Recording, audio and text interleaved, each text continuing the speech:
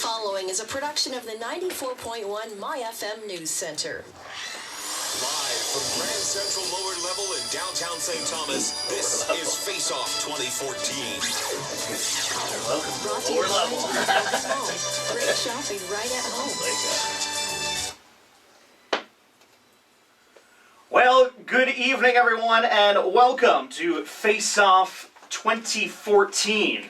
We are ready for an exciting program, which hopefully will be an informative program as well. My name is Andrew Buttigieg. I will be your host for this evening. And first, we have the incumbent Mayor Heather Jackson with us today. Also joined are the challengers this year, the mayoral candidates, Alderman Mark Cousins and Alderman Cliff Barwick, who are here in the studio today. This is a one-hour Q&A program designed to bring you, the resident of St. Thomas, one last look at what these three mayoral candidates have to offer. If you are one of over the 1,100 people that voted in advance polls last week, or one of the hundreds that voted today for advance polls, this program will allow you to learn more about the mayoral candidate that you voted for.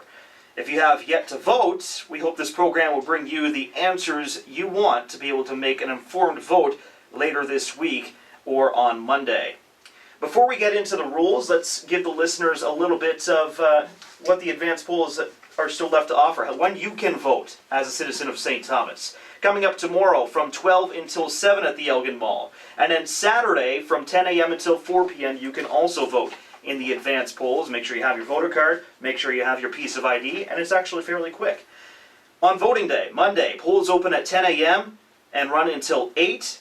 There are 6 voting locations for you to choose from as well. So lots of selection across the city. Your voting card will have all that info. The city website has all that info.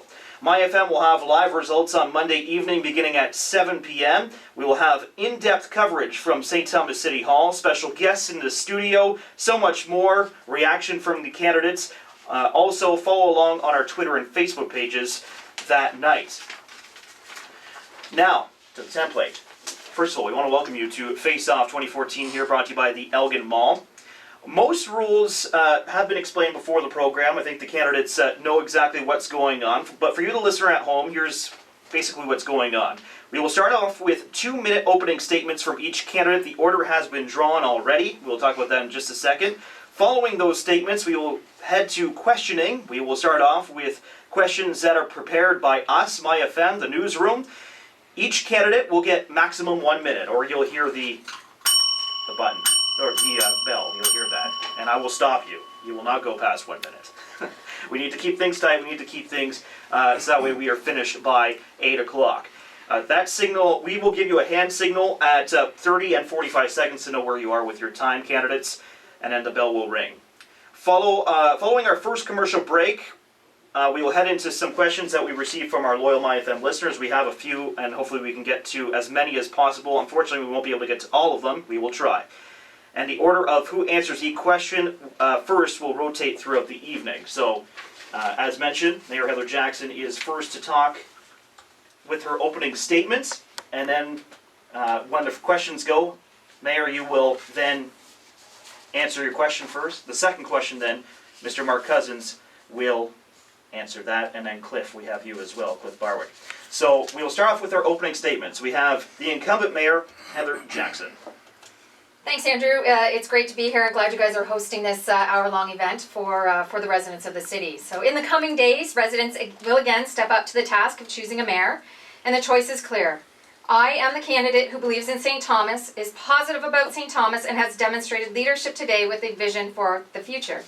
I've walked our streets, I've talked to many people who share my belief that while St. Thomas has had its challenges, we've come a long way in just 4 years, and what lies at our feet is a well of potential that can only be engaged with the right visionary talent and dedicated leadership. I am that visionary talent, and I am that dedicated leader.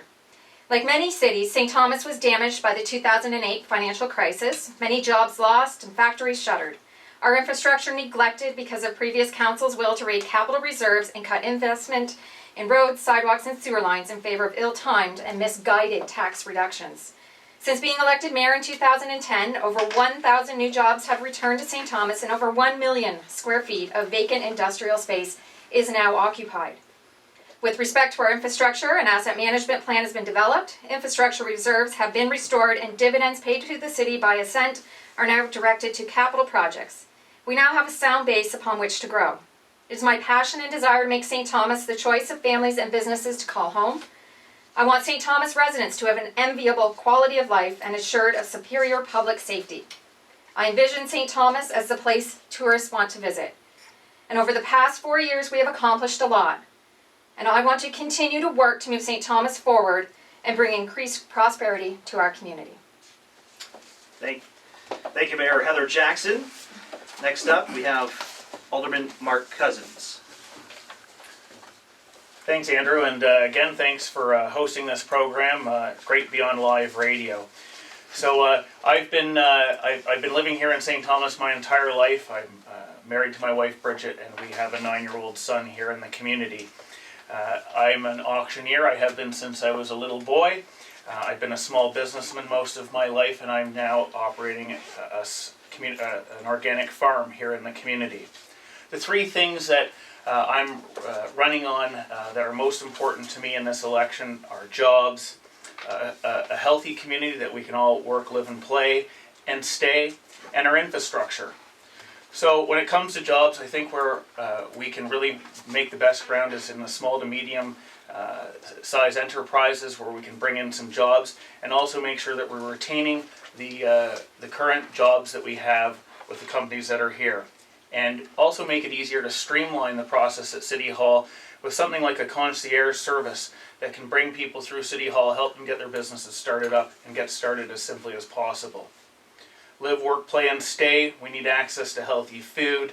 We need to develop our sports fields, have a skateboard park, multi-use trails, bike lanes, community gardens, and some of our best assets here are Fanshawe College and our now Algoma University.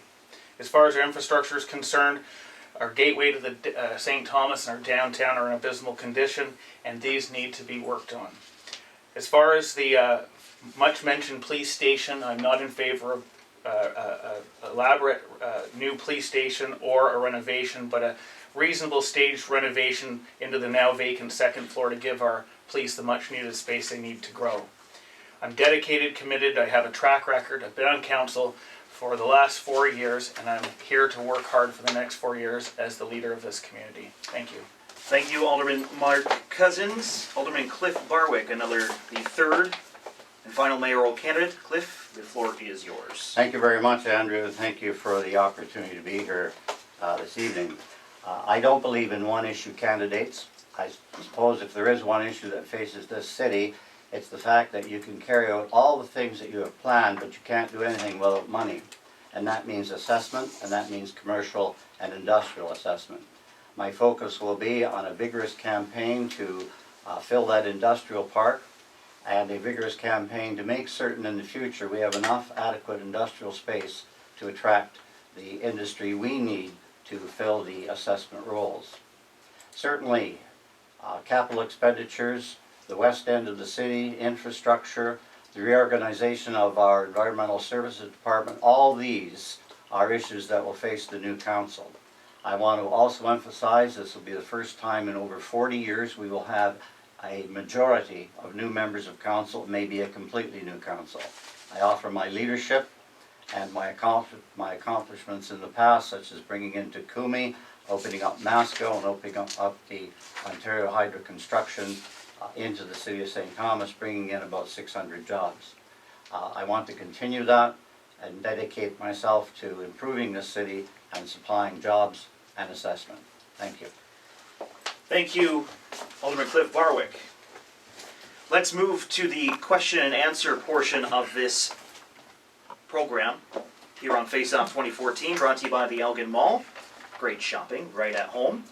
We'll start off with the first question. I want to keep the first question simple, but get you thinking a bit. This one might not affect the listener all too much, but it's a good question to ask. What does a mayor do? That is a good question. I get asked that question quite a bit, actually, Andrew. We have a lot of school groups now with the grade 5 curriculum having that as part of their program. I'm into schools a lot, and that is one of the favorite questions. What do you do? Other than being the leader of city council, sitting in that role on council evenings, there's a lot. We have to lead the staff at City Hall, direct to, as council as a whole, we direct to the CAO, and then that gets filtered down to the staff to do the work. It's representing the city on a national level, on a local level. I hear a lot of people saying, well, your picture's in the paper a lot. Well, it is, because there's a lot of stuff happening in our community, and those are things that the mayor's requested to be at, that they want us there to support their events, and they're the ones that invite the mayor to be at those things. So those are just a handful of things. It's really hard to describe the job in a minute. It usually takes a little longer, especially when I have grade 5 classes, but there is a lot of hard work. Your minute is up anyway, I know. so there you go. You just escaped the bell. Alderman Mark Cousins, a little bit about what a mayor does, and I want your own words here. Thanks for that, Andrew. It is your own words. That is my own words. Go ahead. So the mayor is the acting CEO of the corporation of the municipality. Mayor would work directly with the CAO, Wendell Graves, in dealing with any staff issues. They're also the biggest champion or cheerleader for the community, going out there, meeting with other mayors, with other industry leaders, and would be the one that goes out into the world to sell our city and bring employment back here to the city. They also communicate with the public and deal with concerns that the public would have, so that we can deal with some of the issues around St. Thomas. And also with this new council coming on board, we are very much going to be leading some new faces on council and making sure that we're building a team here in St. Thomas. All right, there we go, Alderman Mark Cousins. And the last word goes to Alderman Cliff Barwick. Thank you very much. The office of the mayor is a twofold function. One is the head of state, the other one is the head of government. As the head of government, you're responsible for the organization and the carrying out of policy, whatever the policy is of council on every issue in the municipality. As the head of state, you are the one that maintains the protocol of the chamber and the dignity of the office of the mayor. You are indeed, as has been previously mentioned, the image of the city of St. Thomas. So whatever you do, wherever you go, whatever you say is St. Thomas. And if anything goes right or wrong, of course, you are the lightning rod and have to accept the charge that comes from that. Thank you. Thank you, Alderman Cliff Barwick. We'll go to our second question now, and Alderman Mark Cousins gets the first word on this one. If you could take back one decision that you made or supported during your term of council, whether it be present or past, what would it be and why? Your time starts now. It's a difficult question. There's a lot of things that we're involved in. I think one thing that I would have liked to have done, seen done a little better, and I certainly am became the chair of this committee, is the transfer station.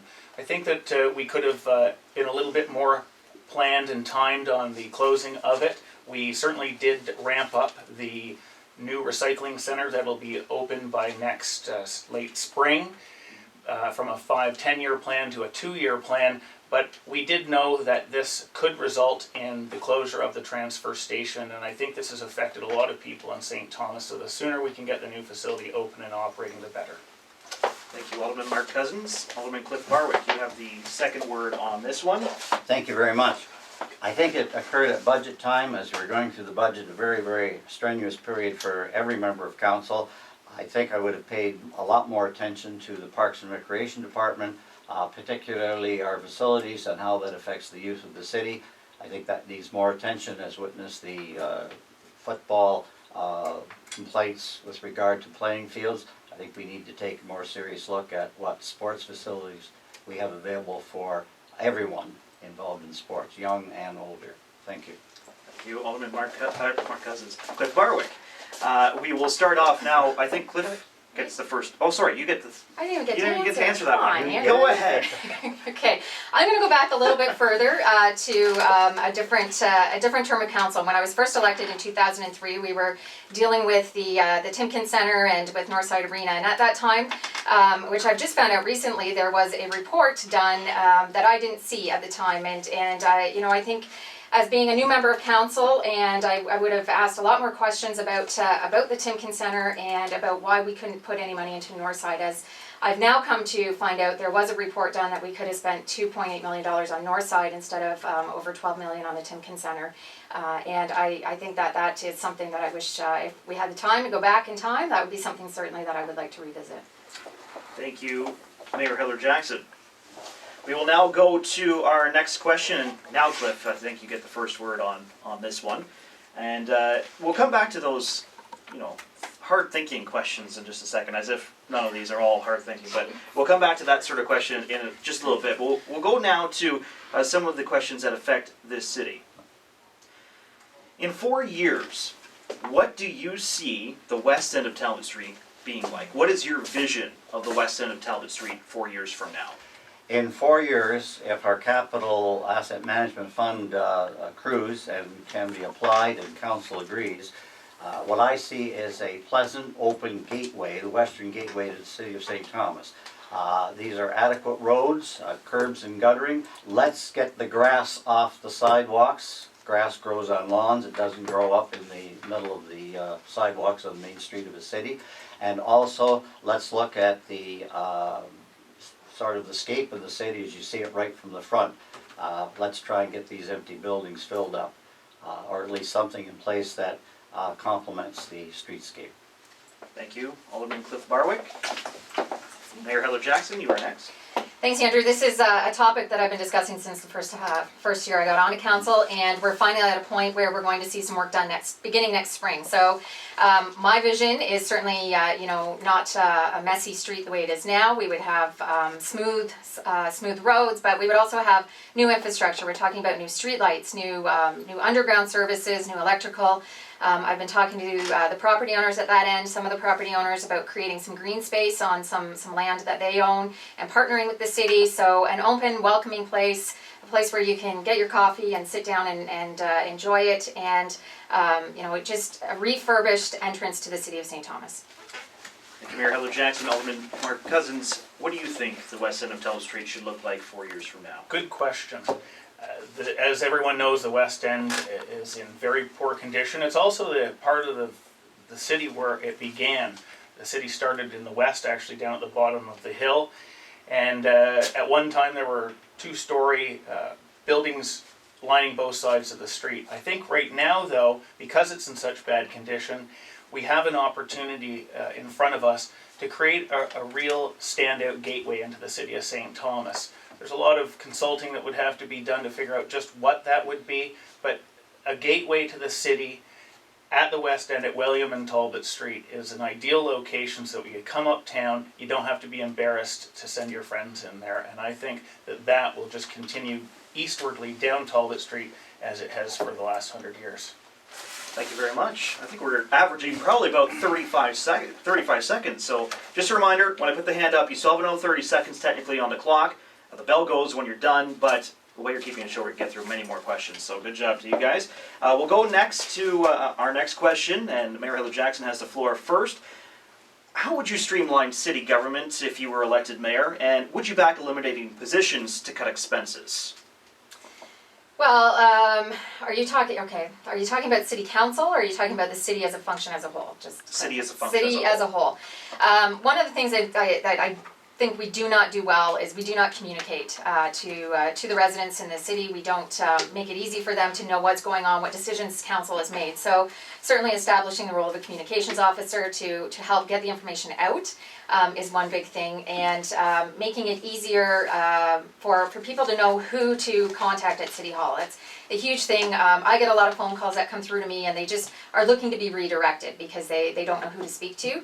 And we are looking at succession planning and moving forward, and there will be the opportunity through attrition to remove some positions, to restructure some of the departments, and to streamline. So there is a lot of work to be done in that department, but it will be very beneficial, and it will all be beneficial to the ratepayer at the end of the day.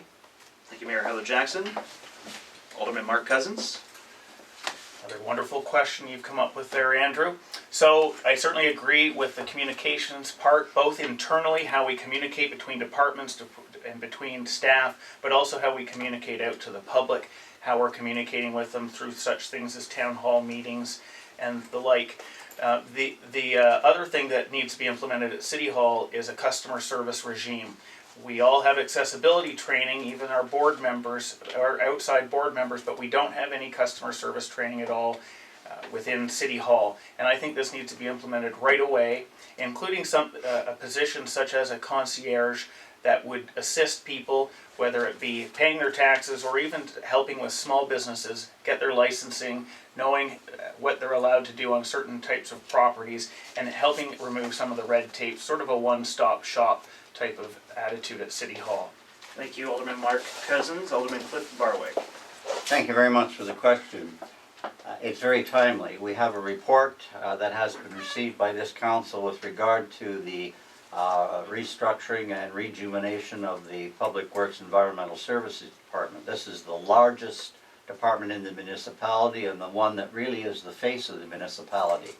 I look forward to seeing the implementation of that report. Your question was the elimination of positions. And to answer that directly, there very well may be elimination of some positions. I'm not at the liberty to say because this report is just being received by that committee. Really, I can't say.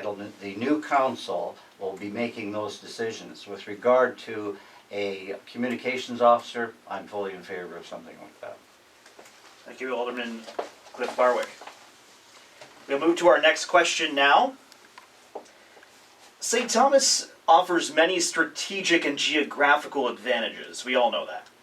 As a city to invest in and to live in, how can we further boost our ability to leverage these features? And I believe first is Alderman Mark Cousins. So you have the floor whenever you're ready. So you're right, we are well located. We have a very large community to the north of us that is both a negative and a positive to us. But we need to continue to develop our access to the 401 series highway. We also need to continue to build on our industrial infrastructure and our land base. We're running short on land now. As it was mentioned before, many of the factories have started to fill up again.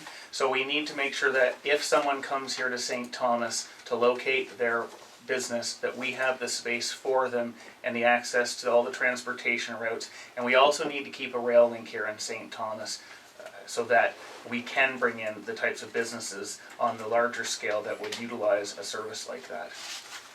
Thank you, Alderman Mark Cousins. Alderman Cliff Barwick, you're up next. Thank you very much.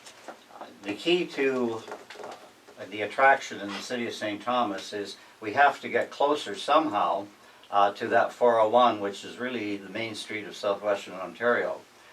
If we can't do that physically, what we have to do is make our industrial land very, very attractive. And by that, I mean you have to offer that much more cheaply than those land areas that are right now abutting the highway 401. I'm speaking of particularly of London.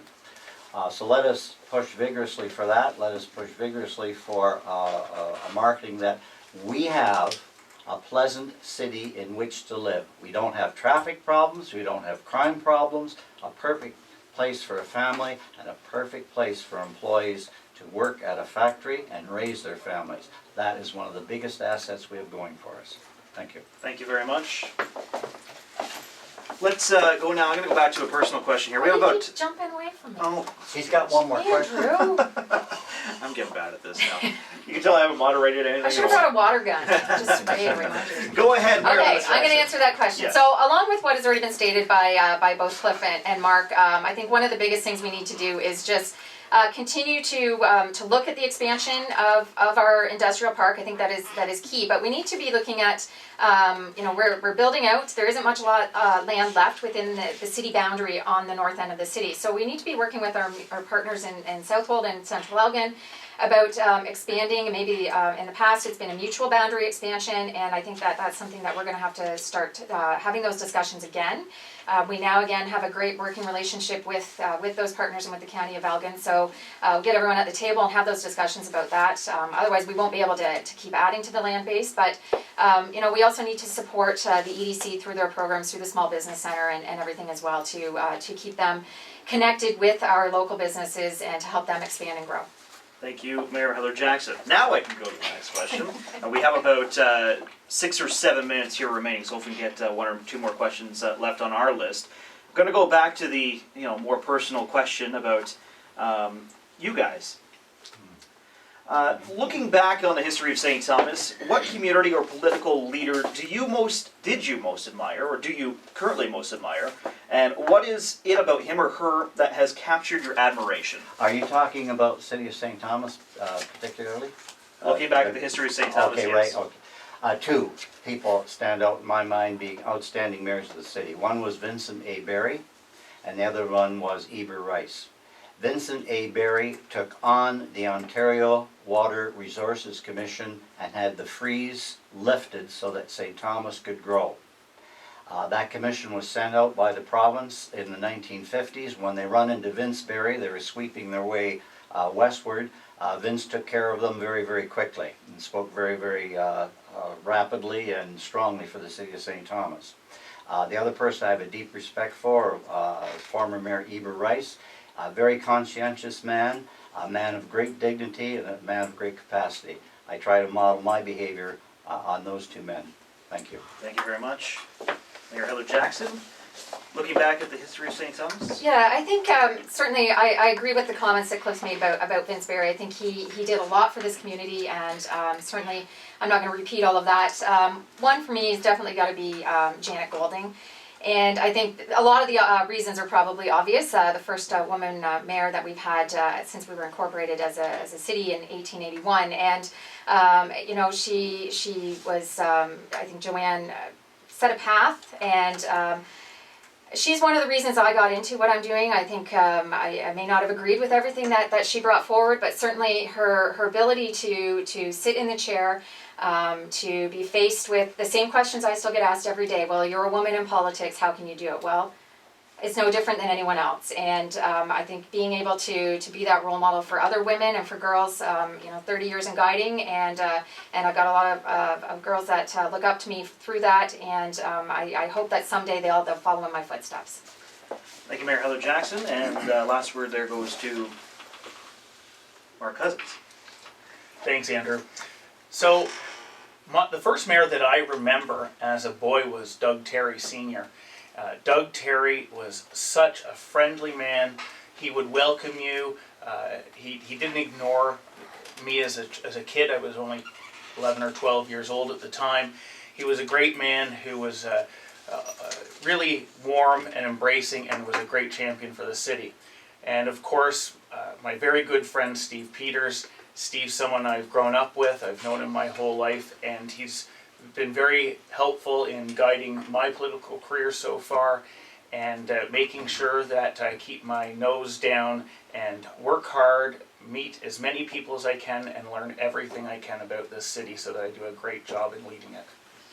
Thank you very much, and we will do one more question before we go to break, and we'll come back with the citizen questions afterwards.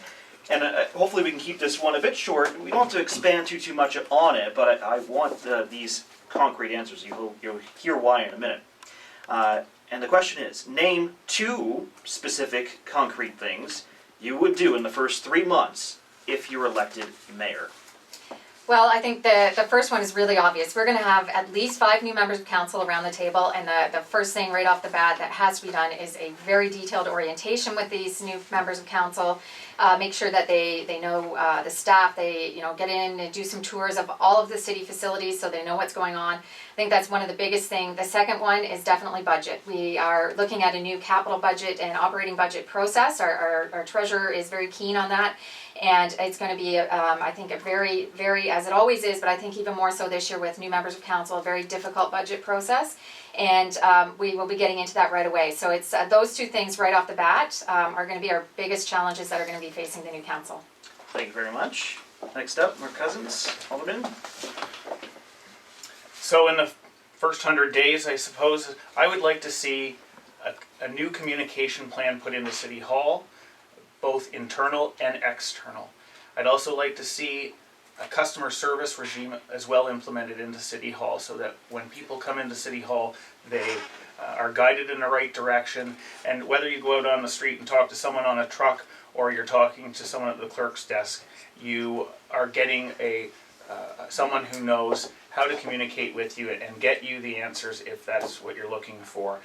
As well, we need to deal with this police station. I'm only one vote on council, so we don't know how it's going to go. Everybody knows my thoughts on this, but one way or the other, we need to deal with the police station, and I'd like to see that dealt with, as well as the recycling center. Thank you very much. And Alderman Cliff Barwick gets the final word before we go to break. All the information that my colleagues have given you is very true, but let me tell you, the key to running any municipality is budget. So number one, you have to get the council oriented, very important because you have a majority of new people. And the second thing is you have to get the budgetary process, perhaps speed that up a bit and acquaint them with what has gone on in the past. Because you're going to have all these ideas, but nothing is going to happen until you pass that budget and it's in the budget. Thank you very much, Alderman Cliff Barwick. And we will take a quick commercial break. Thank you so much again to the candidates for answering those questions. We have some citizen questions coming up next here on FaceOff 2014, brought to you by the Elgin Mall. Makes you feel like shopping here on 94.1 myFM. Welcome back, everyone, to FaceOff 2014 here on 94.1 myFM. My name is Andrew Buttigieg, and thank you once again for joining us, whether you're listening on the radio, whether you're listening online at stthomastoday.ca, whether you're listening on our mobile app, or whether you're listening tomorrow or watching tomorrow, because this will be on YouTube. And we gave the mayoral candidates fair warning that this would be on YouTube, so they all did their hair before they came here. We also want to mention, hey, Friday night is Spirit of St. Thomas Awards here in St. Thomas. Actually, it's in Central Elgin, I guess you can say. It's at the Masonic Center. But the celebration of St. Thomas and Elgin County will be tomorrow night. Fast 50 Awards, Code Plumbing, Heating and Air, Railway City Tourism are partners in that, plus a whole bunch of other community sponsors and partners. We thank them. That gets going. 6 o'clock, doors open. 7 o'clock, we will begin the award show. So it's going to be a fun night tomorrow, and we hope that you can join us free of charge. Free. We'll get into some citizen questions now. And Mayor Heather Jackson, you are first up to answer this one. This one comes from Jacqueline from St. Thomas. She asks, what do you think the role of the mayor is in creating a collaborative team on council? And how will you demonstrate this as mayor on a council with at least 5 new members? Thanks, that's a great question, and I'm getting that a lot at the doors too when I'm out knocking and talking to people. And it's something that starts right with our orientation and getting to know one another and know what each person stands for and what they're, what they've campaigned on and what they're looking to achieve. That is a huge piece. We all need to understand one another. We may not agree. We may not even like each other. But when we are in doing city business, that all stays behind, and we have to be able to sit in the chambers to work for the betterment of this community and to work together. So it's all about putting aside our personal differences and dealing with the issues and making sure that no matter what happens at the end of the day, whether we agree or not on an issue, that it stays within the chambers and that we can leave the room and still speak to one another, because it's important that when we're dealing with these really important issues, we have to be able to get along. We have to listen to each other, and the golden rule, which we tell everybody, is that I live by: you treat others the way you want to be treated. Thank you, Mayor Heather Jackson. Alderman Mark Cousins, you are up next with the question from Jacqueline. Well, thanks, Jacqueline, for the question. This is a really important one. I have, so far, as a candidate for mayor, spoken to all of the all the aldermanic candidates and called many of them. I think that in order to build a team, it's important for the mayor or the leader of the council to sit down with each one of them, take some time to talk about what their strengths and weaknesses are, what they're interested in doing, and what their goals and visions are for the community. so that we can then build a proper team where everyone feels like they're pulling their own weight and they're doing the job that they're running to do. And I think that's how you build a team, and then you always stick with it. You always keep communicating with them so that the team stays together and you can make decisions as such. Thank you, Alderman Mark Cousins. Alderman Cliff Barwick. Thank you very much. The relationship between the mayor and the members of council has to be one primarily motivated by trust. In other words, I, as mayor, hope that the new members can trust me, because there are some items that members will approach you in confidence, and at the same time, I will have the trust and confidence in new members to carry out what duties they have. You have to have the orientation process, as has been previously mentioned. What are the strengths and weaknesses of each member that is coming onto the team? Develop those, and therefore you can assign your committees accordingly. You have to work together. I've got some experience in doing that with various councils, but it's one primarily of trusting each other. Thank you. Thank you very much, Cliff Barwick. We'll go next to Paul from St. Thomas. He asks, we have heard of numerous problems with the current police station, including plumbing and other issues. The question is, why have these problems not been corrected as part of the maintenance of the building? Buildings do need ongoing repairs, and these should have been addressed as soon as they became apparent. What is our property maintenance program for our buildings we currently own, and why are they allowed to fall into disrepair? Mark Cousins got the first word. Well, Paul, you're right. For about a 10-year period, the Colin McGregor Justice Building was basically starved of any upkeep or funding to do regular maintenance on the building. This is something that unfortunately has happened in the last couple of years. A lot of the more major items, including the contamination on the first floor and the basement, have been looked after. And I was just recently up on the second floor, which is completely vacant, and it's in good condition, and with very minor renovations could be moved into. So I agree that it's unfortunate that these problems have come up because of the lack of maintenance on the property, and unfortunately it is the men and women at the police services that have suffered because of this, and I think that we need to get back on track with this building, and it's not disastrous for the property, and we can make that building work for the police services. Thank you very much. We'll go to Alderman Cliff Barwick next on that question. I'll tell you exactly what's happened. Every council that sat, particularly a council that sat some few years ago, decided to rob the vehicle equipment replacement fund as well as the building maintenance fund in order to present zero taxes or 1 or 2% increase in taxes. That accumulative effect we're now seeing, and that happens to not only the Colin McGregor Justice Building, that happens to every major facility in the city of St. Thomas. So you have to make a commitment that there's the minimum amount you're going to spend to maintain these buildings. The present building is no longer designed functional for a police station. As a matter of fact, when it opened in 1974, it really wasn't designed for a police station. Thank you very much. And Mayor Heather Jackson gets the final word on this question. We had a number of years ago a series of reports done on capital maintenance for all city-owned facilities, and the problem is that they have never been followed. The plans have not been followed. The money was not prioritized in the budget to do these projects, and whether it is the Colin McGregor Justice Building or whether it is City Hall, we are now playing catch up on all of these buildings and trying to find the money over the years that has been taken out of the reserves, the money that was set aside to facilitate these improvements that need to be done to the buildings. And we're playing catch up. We've done a ton of work in the last 2 years on City Hall and a number of other city facilities as well. The Senior Center building has had a number of major repairs as well. So we need to stick to these plans. We paid a lot of money to have these plans produced that tell us what kind of money we should be spending each year in the budget on maintenance, and we need to stick to them or we're going to have a lot other bigger problems down the road. Thank you very much, Mayor Heather Jackson. And Alderman Cliff Barwick, you get the first word on this next question here. And that comes from Jim from St. Thomas, and we're sticking with the police station for one more question here. And the question reads, compared to last year's city expenses, what is the estimated increase in expense to the city to construct a new police building? And how much will the taxpayers of St. Thomas average tax bill increase to cover these costs? That's a good question. The new council, as one of the priorities it must have once we get into the budget session, and I understand this report is coming in February, will have to go out for a request for proposals. By that time you will know what the market. If the market says that new police station can be built for approximately $10 million, you can renew the loan that is presently coming due in July of this year from the Timken Center.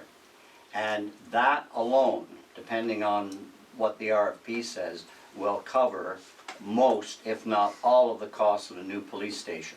Right now it's estimated 11.4, but I draw your attention to the fact that the most recent building built in the city of St. Thomas was the Elgin St. Thomas Health Unit, and that building came in 10% under estimated costs. Thank you very much. Mayor Heather Jackson, you're up next with the question from Jim. Well, I don't think I have a lot to add to what Cliff has said.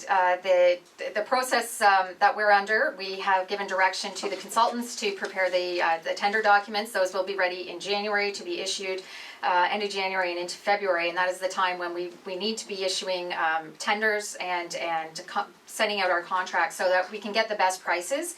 And I believe that will come in under the Class C estimate. As we found out when we built the health unit, we had a local company that won the bid on that, and they did a fantastic job, and they were able to bring that project in under budget. So I'm hopeful that the same thing will happen. And in that case, as has been explained by Cliff, that this will we've already have this set in the budget, and we'll be able to replace the debenture payments we're making on the Timken Center that come due next year, and off the books we'll be able to replace this with the debenture payments that we would need for the new police station, and there won't be an impact on tax dollars. Thank you very much. And the final word to Alderman Mark Cousins. Thanks to Jim for the question. So my problem with what my opponents have said is that, we're talking about having some payments mature middle of next year on the Timken Center, but we've several times over the last 4 years talked about what we can do with that approximately $1 million a year that we're going to have coming back in. And one of the things that we need to continue to look at is this asset management plan. Heather mentioned that we need to look after our buildings. We haven't been doing it, and with the plan with the asset management plan is to be raising our tax increase by 3.73% over every year for the next 20 years. How are we going to, we were going to use that $1 million a year to help pay for that, and now we're going to use it for the police station. So we have a choice here. It will increase our taxes if we do both.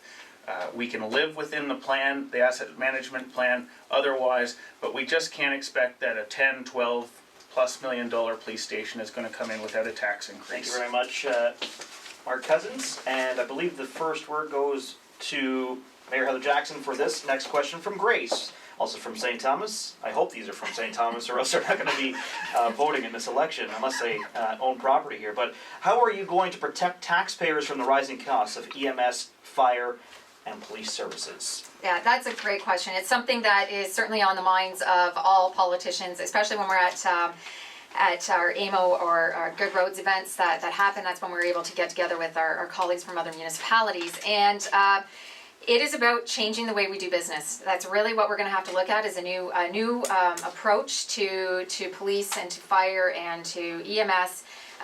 We cannot sustain the increases that we've been experiencing, and it's about looking at it as a whole. There have been some very creative things presented. The OPP are going through a new billing model that takes effect in January, and we really have to look at what the community wants on a level of service and what they're willing to pay. And I think we need to have a serious conversation with the community. I think we need to have a series of roundtables to find out exactly what the priorities are from the community on police, fire, and emergency services in general, so that we can then formulate the plan and come up with a funding model that works for us. Thank you very much, Mayor Heather Jackson. Alderman Mark Cousins. You're absolutely right. The costs of our emergency services right now are in the $20 million a year range. We just can't sustain a growth model that continues to grow that, I would endeavor to sit down with the police, the fire, and the EMS. They're the professionals in this, and they're out there all day long working in this industry. They very much will have some answers to this, that we can work together to find other ways to cover these items off in our community so we have a safe community. The people working are safe and paid well, and that they are that we're able to afford them into our future without that 20 million turning into 25 or 30 million dollars in the future. Thank you very much, Alderman Mark Cousins. Now to Alderman Cliff Barwick. Thank you very much. I just want to give you an example. The court security and EMS services cost $700,000. That represents a 1.7% increase. Instead of passing on 3.8, if the province stepped up to the plate, it would have been more like a 2.1% increase. EMS is run by the county. We have to talk to the county about the fair distribution of costs for that service. With regard to police and fire, you must realize that there is a provincial arbitration system in place. And until that system changes, we are bound by it. And that system may include what the roles are of the police and the fact that maybe they can perform their duties with other people at less cost. That doesn't mean getting rid of anybody, but that's something you have to look at. Until the arbitration is changed by the province, we're sort of manacled to that. Thank you very much. And the last question before we go to one last commercial break, and then we'll go to closing comments, goes to Alderman Mark Cousins. This one comes from Paul from St. Thomas. He asks, it is appropriate and quite legal to release information discussed and decided after an in-camera meeting. For example, land purchasers or personnel issues are decided upon in camera, but the results can be released to the public thereafter. It has been reliably reported that salary negotiations for the fire department have been concluded in camera. When can we expect to have the information released? Well, Paul is right that in many cases we can have this information released. We have dealt with the fire department up to this time, and when that gets to released is really the decision of the CAO to put that forward to council in a report so that the public will know about it. There are a lot of details when it comes to putting together a contract or an agreement with a service such as the fire department, and we as councillors are not involved in the every detail of that negotiation, or at least not unless we're part of that committee, and I'm not part of that committee. So I would imagine that that wasn't too long ago that was dealt with in closed session, and we should be seeing something come out shortly. Thank you very much. Cliff Barwick, you are next, Mr. Alderman. The question is a very good question, and the questioner is absolutely right. The information can be released, but it can be released only after the in-camera sessions have been finished. And when that is done and the agreements are signed, in this case we're talking about the fire department, then that information all can become public once the agreement is ratified by their union and once City Council endorses it. So he's right, but it can't be done while negotiations are in progress, and council has to approve in open session any collective agreement. Thank you very much. And the final word before we go to break to Mayor Heather Jackson. You didn't forget me. No, I didn't. Thanks, Andrew. The process this time, the contract would expired. A lot of our contracts actually in the employee groups expired last December. And we were able to successfully negotiate and have the police one done in advance. We were actually done before the December 31st deadline this time. Fire followed shortly thereafter, and council has approved that. So that information is available, and it has been made. It will be made public. Somebody just has to request it. It's not something we don't put out big press releases or anything, but it's certainly something that the information is there, and it would be available to people. Thank you very much. And we'll take a quick shortened commercial break. We'll come back with closing comments next. Here on FaceOff 2014, brought to you by the Elgin Mall on 94.1 myFM. Welcome back, everyone, to FaceOff 2014 here on 94.1 myFM, and thank you again to all of the mayoral candidates. We'll have closing comments from myself in just a second, but first we have to go to closing remarks, and we'll go back to the initial order that we started with for the opening remarks. So the first word goes to Mayor Heather Jackson. Your closing remarks. Thank you, Andrew. I only want what is best for St. Thomas, and I want to see our city continue to grow and prosper. I want St. Thomas to be the place our youth want to work, play, and return to raise their families as generations before us have. I am passionate about the work of mayor and the opportunities to promote and improve St. Thomas. I have a clear plan to continue to move us forward. I have a plan that is based on facts and hard numbers, not illusions or musings. My commitment to our community and to the duties and responsibilities of the mayor's office are tested and proven. To be re-elected mayor is an honor. I have no personal agenda. I come to this office with independent and with integrity. I do not represent any private interests or groups. I work to represent the needs of all residents. It is my purpose to continue to build on what we started in 2010. St. Thomas is a great community, yet we have more to do. We are on the right path, and now is not the time to change.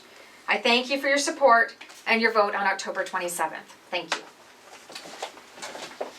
Thank you very much, and we do want to say, first of all, before we get to you, Mark Cousins, we apologize for not getting to everyone for the questions that we had, because we had so many questions on our list, so many people submitted, we only had to choose the first few. So we didn't want to say that to our listeners out there if they didn't get their answer question, but we encourage you to contact the mayoral candidates if you need to do so. All right, go ahead, Mark Cousins, your 2 minutes.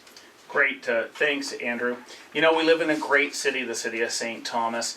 We have a lot going for us. We have a very safe community, and one that you can raise your kids in, but we can do a little bit better. It is time for change. I am dedicated, committed. I have a track record on council. I'll be transparent and communicative. I'm open to new ideas, and I have a vision to make St. Thomas a better place to live, work, play, and stay. I will promote our city and sell it to the outside world so that we can bring new jobs in here to St. Thomas. I will keep our taxes low through savings and efficiencies, and we can together make this city a better place to be. So please vote for Mark Cousins for mayor on Monday, October the 27th. Vote Mark for mayor. Thank you very much, and we will go to the final word, Cliff Barwick, although I get the final word, I guess, in the end. Thank you very much, Andrew. I want to focus not so much on platform in my closing remarks, but on the position of the mayor. The position of the mayor is the city of St. Thomas. Who is the best person to represent the city and sell the city, not only nationally but internationally? Who is the person who has the experience to wield this group into a team effort? And who is the person that can best understand the complicated issues that face the new council, and certainly that's going to continue for the next 4 years. I have nothing but the highest respect for the office, and I am not intimidated by anybody with money or developers, and will make my decisions with council independently. I look forward to your support. Thank you for your past support. I look forward to your support at the polls on October 27th. Thank you.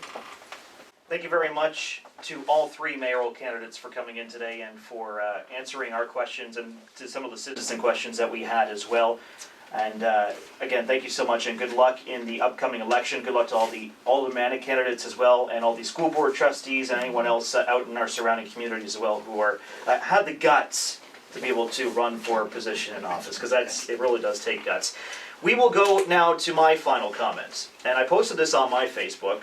I don't know if you guys, if you do have Facebook, you may have saw it already. I'm going to read it out loud because I never usually get a chance to do an editorial on the radio, because I just get no opportunity. So here's my editorial, the final word here on FaceOff 2014. Next Monday, voters across the province will have the opportunity to vote in the municipal election. Many men and women over the years have fought to make sure that we, as Canadians, have the right to vote. And we should point out those men and women in Ottawa as well that have done a great job to continue to preserve our freedom. I really hope that you have paid some attention to the campaigns that have been run by these 3 individuals, these 3 mayoral candidates, the 19 candidates vying for an alderman position, 6 candidates looking for a spot on the Elgin as an Elgin trustee for the Thames Valley District School Board, and the 2 men for the London District Catholic School Board. Along with the right to vote comes the right to refuse a ballot. With that being said, please consider voting and having a say on the local issues that matter to all of us in making St. Thomas a better place to live, work, and play. Over my time at myFM, I have seen multiple posts on social media about how some people just hate St. Thomas.